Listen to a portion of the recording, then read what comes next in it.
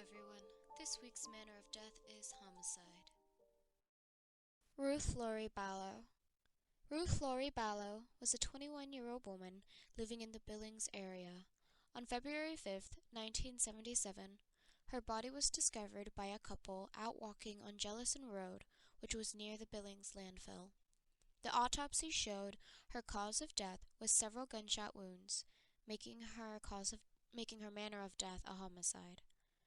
Ruth worked as a sex worker and was known to work around the location of the old Empire Bar.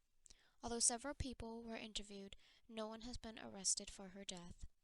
If you have any information about Ruth's case, please contact the Yellowstone County Sheriff's Office Cold Case Unit at 406-869-3530.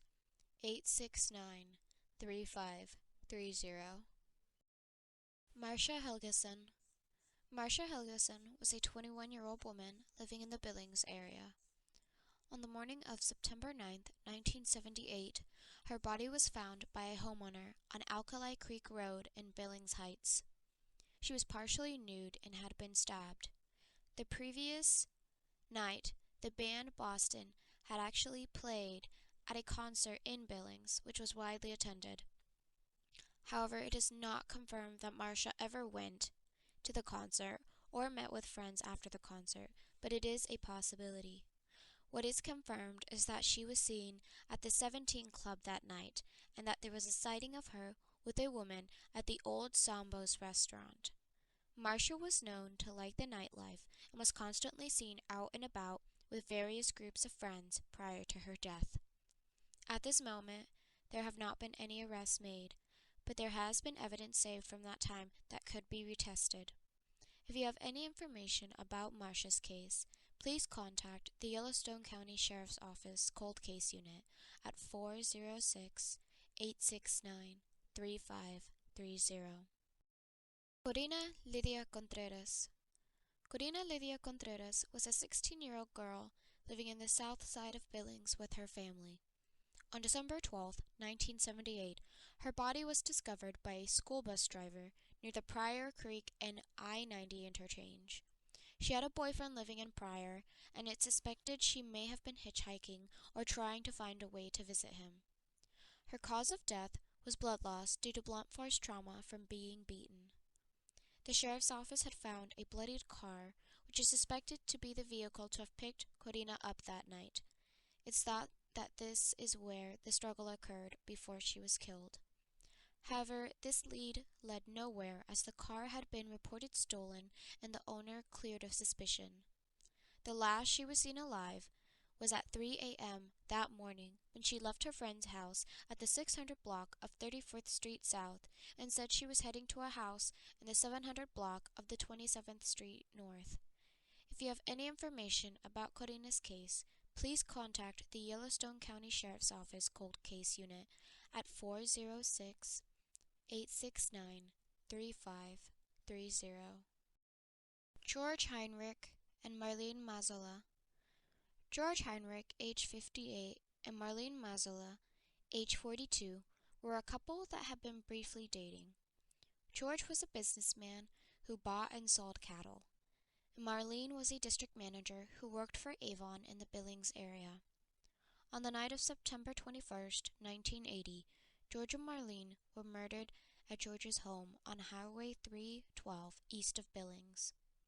The couple was discovered by Heinrich's daughter the following day. They were both found strangled, beaten, and had been tied up with electrical tape. No evidence of sexual assault was found. The last they were seen alive was earlier in the night at the Elks Club by George's brother and sister. They were seen leaving the club around 1:30 a.m. A red pickup truck with the tailgate missing was spotted driving up the lane towards the house around 2 a.m., about the time the couple would have arrived home. But this car has not been identified. Marlene's 1979 Pontiac Le Mans was found abandoned at a Husky gas station later on. Some items were found missing from the home, such as jewelry and a clock.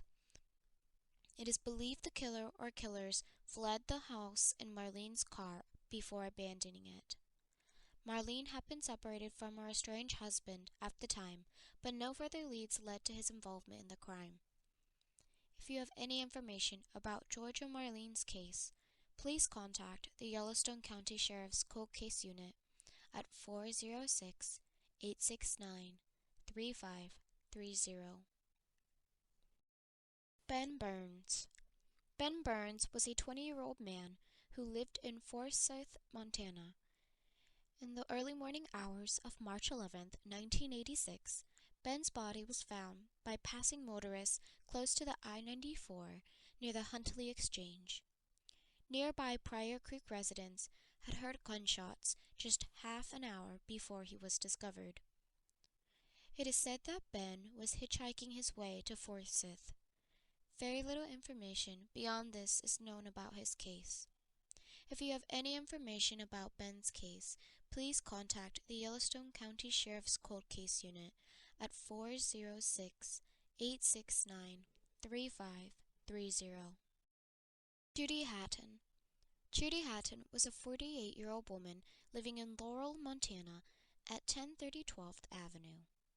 On March 11, 1995, her boyfriend found her dead in her home. She had been beaten. She had no known enemies or motives for her death. It was thought she was killed sometime the night before, from 8:30 to 11 p.m., since she had a telephone call with her mother just before that time period. An autopsy revealed that she had been beaten to death. What is odd is that Judy had been babysitting her 3-year-old granddaughter at the time. She was not harmed and has been in the house the entire time from when Judy spoke with her mother on the phone to the next day when her boyfriend found her body. Since then, there have been no arrests in the case.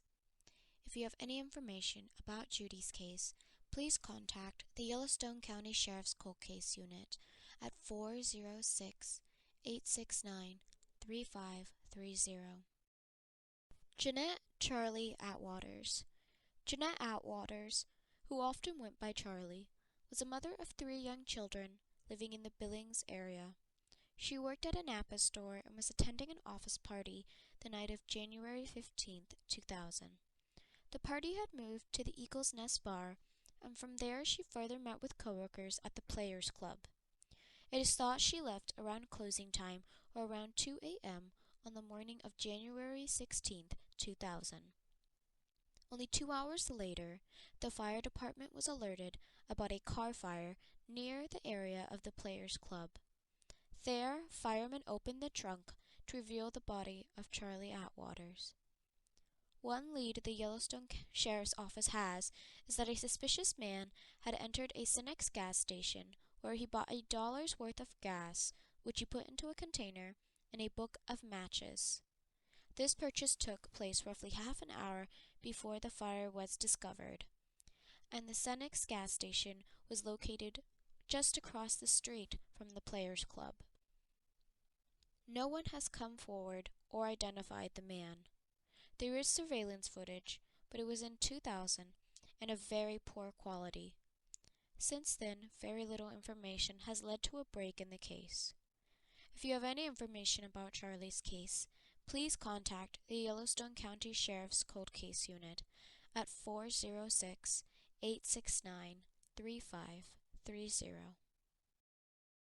Hey you guys, thank you for listening to the end of the video and for all your support you've given me recently. I really do appreciate it. I'll see you in the next one. Bye-bye!